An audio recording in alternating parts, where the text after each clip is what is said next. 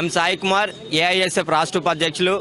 ఈరోజు ఏఐఎస్ఎఫ్ ఆధ్వర్యంలో రాష్ట్ర సమితి పిలుపులో భాగంగా రాష్ట్ర వ్యాప్తంగా విశ్వవిద్యాలయాల్లో ఖాళీగా ఉన్న ప్రొఫెసర్ పోస్టులను వెంటనే భర్తీ చేయాలి, అదేవిధంగా జీవో నెంబర్ 70 రద్దు చేయాలని చెప్పి కూడా ఏఐఎస్ఎఫ్ రాష్ట్ర సమితి పిలుపులో భాగంగా విజయవాడ లెనిన్ సెంటర్ నందు విద్యార్థులతో కలిపి పెద్ద ఎత్తున నిరసన కార్యక్రమం ఈ విద్యాశాఖ మంత్రి మాట ఇచ్చి మర్చిపోయారని తెలియపరుస్తున్నాం.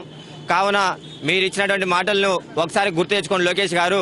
జీవో నెంబర్ 70 రద్దు చేస్తా, ఉన్నత విద్యకు పీజీ విద్యార్థులకు న్యాయం చేస్తుంది మన ప్రభుత్వం అధికారంలోకి వచ్చిన వెంటనే అన్నారు. మరి మన ప్రభుత్వం అధికారంలోకి వచ్చింది, మన ప్రభుత్వం మంచి ప్రభుత్వం అన్నావు, ఇంటింటికి స్టిక్కర్లు వేసావు లోకేష్ గారు. మరి స్టిక్కర్లు వేసే ముందు మీరు చెప్పే మాటల ముందు విద్యార్థులకు ఇచ్చిన హామీలు ఏం అమలు పరిచావు, విద్యార్థులకు చెప్పేటువంటి మాటల్లో ఏమాత్రం నెరవేర్చావు ఒకసారి గుర్తు తెచ్చుకొని సిగ్గు తెచ్చుకోవాలి లోకేష్ గారు. అదేవిధంగా రాష్ట్ర వ్యాప్తంగా విశ్వవిద్యాలయాల్లో ఖాళీగా ఉన్న 3000 పైచీలకు ప్రొఫెసర్ పోస్టులు ఖాళీగా ఉన్నాయి, వాటిని భర్తీ చేస్తాన్నావు. మరి చేసేవా? అది చేతకాలే. జిల్లాకు ఒక విశ్వవిద్యాలయం ఏర్పాటు చేశానన్నావు, మరి అది కూడా చేతకాలే. కనీసం ఖాళీగా ఉన్న ప్రొఫెసర్ పోస్టులు ఇప్పటికే ఉన్నటువంటి విశ్వవిద్యాలయ ప్రొఫెసర్ పోస్టులు భర్తీ చేయాలి. అదేవిధంగా రెగ్యులర్ వీసీలను ఏర్పాటు చేయాలి. కృష్ణా యూనివర్సిటీలో మౌలిక వసతులు లేకుండా, వసతి గృహాలు లేకుండా విద్యార్థులు ఇబ్బంది పడుతున్నారు.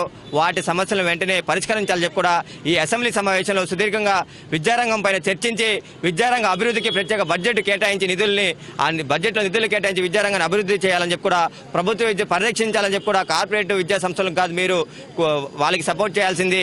గీతం, విట్టు, కేఎల్ యూనివర్సిటీలో ఈరోజు వైజాగ్లో ఉన్నటువంటి గీతం యూనివర్సిటీకి ఈరోజు ప్రభుత్వం యొక్క భూముల్ని కారచౌకకు వాళ్ళకి దానత్వం చేస్తున్నారు. ఇది సరైన పద్ధతి కాదు. మీరు ప్రభుత్వ విద్యను ప్రోత్సహించండి. కార్పొరేట్ విద్యను పైన జరుగుతున్న ఫీజు అక్రమ దోపిడీల పైన అరికట్టాలని ఫీజు రెగ్యులేషన్ కమిటీ ఏర్పాటు చేసి ఫీజులు అధికంగా వసూలు చేస్తున్నారు, వాటిపైన కఠిన చర్యలు తీసుకోవాలని చెప్పి కూడా ఈ సందర్భంగా ఏఐఎస్ఎఫ్ విద్యార్థుల పక్షాన రాష్ట్ర ప్రభుత్వాన్ని తెలియజేస్తున్నాం.